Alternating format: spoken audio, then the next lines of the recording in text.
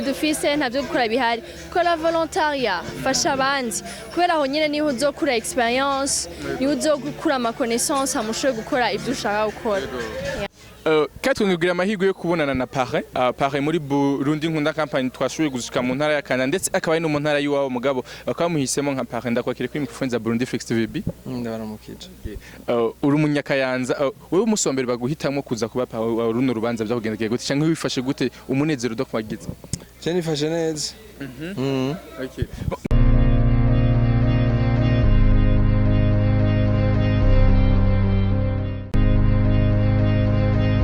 Aho murakomeye ni Franik mbere microphone za Burundi Flex TV hama turi kuri Kotebu aho tuje gufata imodoka tugiye mu ntara ya Kayanza aho Burundi nkunda company bagiye gushika ku bandi bana ari Kayanza Kids abana batamba ndaza murabazi ama turi mu gatondo kakare aho tugiye départ muraza ko nimiza kubera mu ntara ya Kayanza mukomeze kudukurikirana ni Burundi Flex TV ndaba jeune bari ngaha mu modoka mwese karibu mwese Yaramutse Voilà, ndizera ko mwese mumeze neza hama kuri uyu munsi twari tumaze igihe kinini turindiriye turaryohewe cyane kuba ngaha kandi turiteze yuko tuza kubona ibintu byinshi bitandukanye ahanini Imana yaduhaye kuko ndizera ko umuntu wese afise ikintu Imana yamugabiye rero turi hano twaje by'ukuri twiteze ibintu byinshi kandi turiteze ko tuza kugirana ibihe byiza mwakoze cyane kandi kudutumira. Yesu ashimwe cyane. Umva nimuvuge amen. Amen. Ndasubira mu Yesu ashimwe cyane. Amen. Ya voilà, c'est ce que je voulais. Assalamu alaikum kwa Islam. Wa alaikum salam. Ya man. Icyatuzanye hano ndibaza mwakibonye twaje gutemberera urwaruka rwa Kayanza Kids. Cyo nabitanguye kera barazi indirimbo yanje yitwagura ngene bayitamvye bakanyukuye sana. Nyene murarenze mani mwikomera amashikire mani sana so shimire kandi n'abaduhaye buno gutumire bakatwizera tuze kuba kwifatanya nabo company yanyu yubahwe vraiment hama n'abatwakiriye bose abo turi kumwe aba journaliste bari hano amakamera yose ari ngaha Imana ibahezagire muvuge amen none. Amen. Musubire mu amen. Amen. Utayivuga arasohoka vuga amen. Amen. Murakoze cyane rero reka ngeze ngaha. Hello guys, hama bon twabwiye ko twagiye mu ntara ya Kayanza kuraba Kayanza Kids ni Burundi nkunda campagne rero baje bitwaje umu marraine ndetse n'abaparents bose bari bahari twagira ibake yuko umu marraine yabaye reka twibwira ndakwakiri Mahoro. Okay bon abatakuzi ni Dative Uwimana. Dative Uwimana ni kiye kintu tumuzi ko mu gihugu? Ni Miss Popularité Burundi 2021. Okay. Bon ndashaka kumenya d'abord umunsi wago propose kuza kuba muri kino kibanza we kwanza wavyifashe mu gute comme Miss Popularity? Nararyohewe. C'est un honneur ni kintu ciza. Deja igikorwa cyo gufasha abandi urumva ni ibintu uburonse opportunité yo gufasha kandi ndizera ko twese twaje gufasha duhari ubwaho dufashanye so pour moi ari opportunité nziza cyane. Dative ndizera ko ari umuntu muri kino gihe asigaye agoye cyane mugabo kubw'ibi bintu twashoboye kumuronka cyane ariko ndashaka kumenya Dative inyuma yo kuba Miss Popularity no kuba muri bino bintu niye migambi yo kwategura kugira ngo nadushobore kumubona mu migambi yiyo?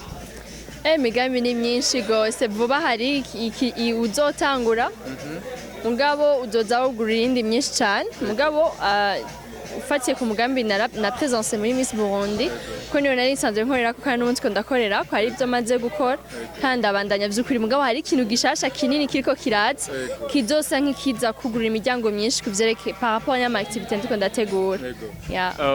Anya twabonye ko aba jeune Burundi nkunda company bateguye bino onye ni kiye kintu ushobora guhimiriza abandi ba jeune bo mu gihugu cy'u Burundi ndetse no mu gisagara cya Bujumbura? Bave mu novuga gutsi bakura amaboko mu mpuzu bave mu mazu yabo basohoke bakore igihugu kugira ngo gitere imbere kiba gikeneye abajene bari dynamique abajene b'abakozi tuguma tuvuga ngo nta buzi dufise ntavyo gukora bihari kora volontariat fasha abandi kubera aho nyene niho uzokura experience niho uzokura ama connaissance amushoboye gukora ivyo ushaka gukora. Bon Dative ntamwe ya muri ndbaza no gutwara kuko bon turi mu bintu byinshi ndetse dushaka no gutaha uko burije ariko reka ubwira akajambo kanyu akunza Burundi Flex TV ndetse n'abari ko badukurikirana no munsi banakiro kino gikorwa. ni kubashimira ko namwafashe akanya ko kudukurikirana ngaho kandi impimiriza abarundi bose aho bari kugira ngo bagire uyu mutima twaje tuzanye ngaha ari umutima wo gufasha abandi kuko ndi sure aho uri warafashijwe nta muntu n'umwe yigeze aho abageze umuntu wese ahagira yarafashijwe n'abandi rero c'est très important gufasha abandi rero nk'abarundi tugira uwo mutima murakoze Katwe ngira amahirwe yo kubonana na Pare muri Burundi nkunda company twashoboye gushika mu ntara ya Kana ndetse akaba ari no mu ntara y'uwawo mugabo bakamuhisemo nka Pare ndakwakire kuri microphone za Burundi Flex TV ndabaramukije uri umunyakayanza wewe umusombere baguhitamo kuza kuba runo rubanza byakugendekeye gute cyangwa wifashe gute umunezero dokumagiza je nifashe neza Okay. Ni Bifest kenshi tutatumenyereye agendera ahantu donc abo mu Pare cyangwa iki ndashaka d'abord uhimirize abajeune cyane wo mu gisagara cya Bujumbura ndetse no mu gihugu cyacu Burundi kugira bashobore kumeza bagira umutima wo gufasha n'abandi bantu donc bataragira ahandi hantu bitezeje. Bariko baradukurikirana ndibaza yuko umuntu wese afise umutima wo gufasha ntarinda ko bamubwiriza bisaba nyene uwo mutima utawuvukanye ntawo wiga mugabo nibaza yuko hari igihe ushika ahantu ukabona yuko vraiment uko biri kose hakenewe ingufu zawe kugira ngo ico kintu gikunde hari abana benshi bakeneye gufasha hari abakeneye kwiga hari abakeneye gufungura hari abakeneye aho baba so nibaze ko kandi n'abayafise ni benshi kandi no gufasha nibisaba amamiliyoni bisaba umutima tu Bifest tukubonye muri kino bikorwa mbega hari ibindi bikorwa byo ariko byategurwa nawe we ubwa aho tukubonye ibikorwa by'abandi nibiye bikorwa byo ariko byategurwa wowe nyiri ubwawe ku mutwe wawe uvuga ati nanje ngomba guserukira ku bandi bana donc biri kumbure hari ivyo uba ukora mugabo bitaja publiquement mugabo uba ukora kugira ngo donc bizozo officiellement n'abandi bantu babimenye ko ari wari ko abikoze bijanye no gufasha nama nabikoze jewe hari ivyo mutamenya nibindi mushobora kumenya bivanye n'ingene kubera ko aba danseur bitegerezwa kuboneka hariho nabandi bitaboneka rero gufasha simpaka ngo urinde ku kintu cyose utegerezwa kukishira en public ufashije ni wabakonesa nivyo wakoze turazi ko turi mu ntara y'uwanyu kandi aba bana twaje kuraba nabana bigeze kuja muri clip yawe ego bigeze kuja muri clip yawe wewe bavuze iki kuri wewe aba bana ndabakunda turakundana ndakunda n'ingene batamba hama rero nabo nyene barankunda ni n'abafana banje nka bose rero ivyo byose urumva nivyo tumanyene numva ko ari abantu bavuze ikintu gikomeye kuri jewe bireka ndagushime cyane nzere ko n'ikindi ninasubira kwikora ko uzotwitaba urakoze cyane gose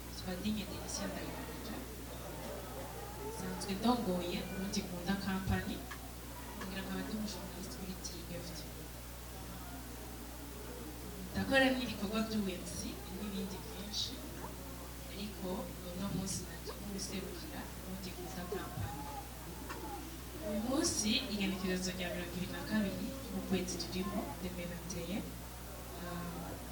naje jewe jenyine ariko naje na groupe yanje ari uburundi kunda team kandi bose bari hano nashaka yuko begera kugira ngo ndabashikirize ijambo nyamukuru ariko begereye babyansana yagendeye intara ya Kayanza kugira ngo dushobore kugira icyo ruvuga ati gutembera nk'uko muri Burundi nkunda kampani mu gihugu gifite ibibondo Burundi bw'ejo abana basanzwe bafite impano zitandukanye rero tukaba twaramenye yuko mu ntara ya Kayanza hariho hari abandi bana bafite iby'ubugabirame cyanavuga ati kubera iki abana b'iwacu tutobajana bakaramutsa babandi bana abandi bo mu Kayanza rero twari twifuje ko twoza twicarane nk'uko mubibona ari amazi tuyanwe nk'uko yabonetse dushimira Imana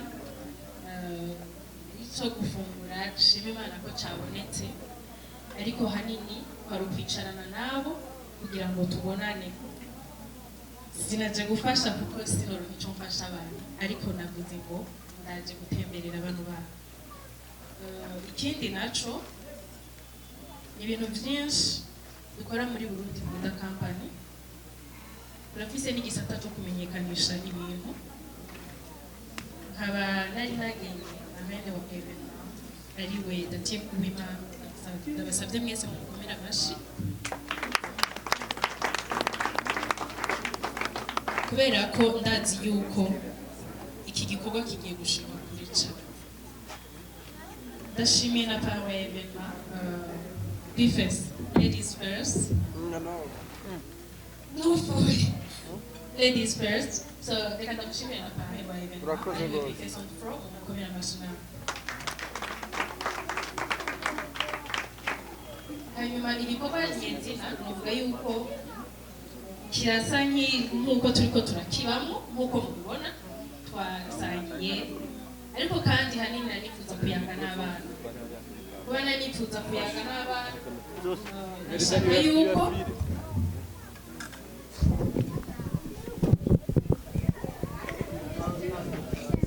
nanifuje yuko noyaga nabo umukuru wabo ahari, sinzi ko ashobora kumfasha agahaguruka cyubahiro ciwe. Hey.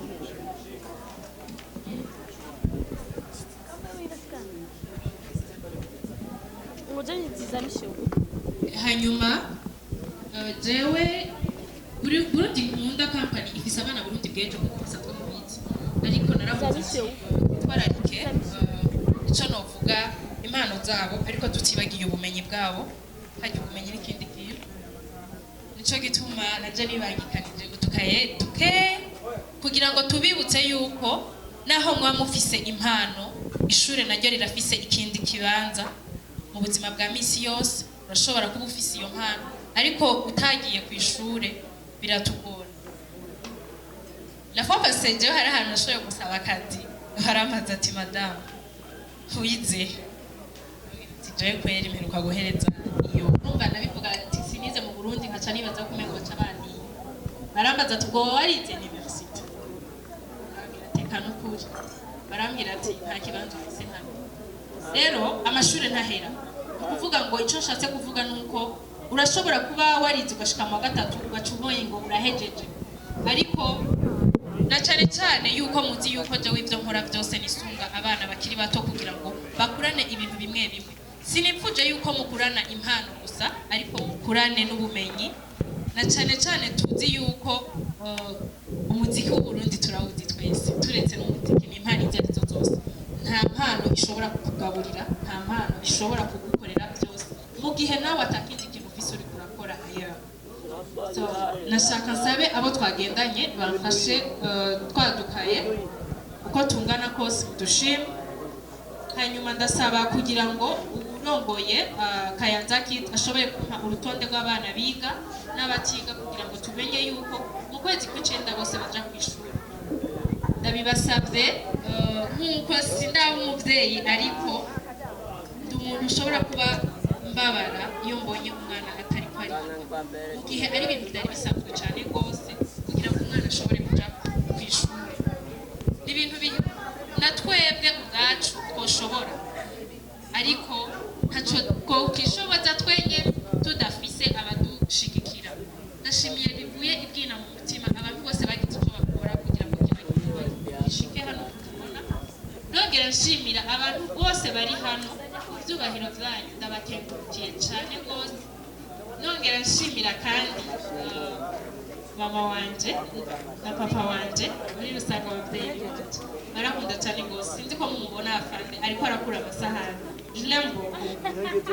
Hanyuma ndashaka bankorere ako kantu nari ndababwiye kugira ngo dushobore kubahereza ikaye ya Burundi Nkunda Company nk'uko twabibemereye yuko tuzama dukora amakaye ku banyeshuri. Si ukuvuga ngo ndayibahaye kugira ngo mwijane ku ishuri, kugira ngo muze mwibuke yuko Burundi Nkunda Company icibikuriza muri uno mwanya ni talent ibangikanijwe no kwiga. Atari talent gusa yigendera mutariko muriga. Hama muri uko kwezi kw'icenda niho tuzoba tuje kuko nyezina cyo kugira ngo abo bana dushobore kubaruka ku ishuri abati. Murakoze cyane, ndifuza yuko urongoye Kayanza Kids yobara bintore. Murakoze cyane.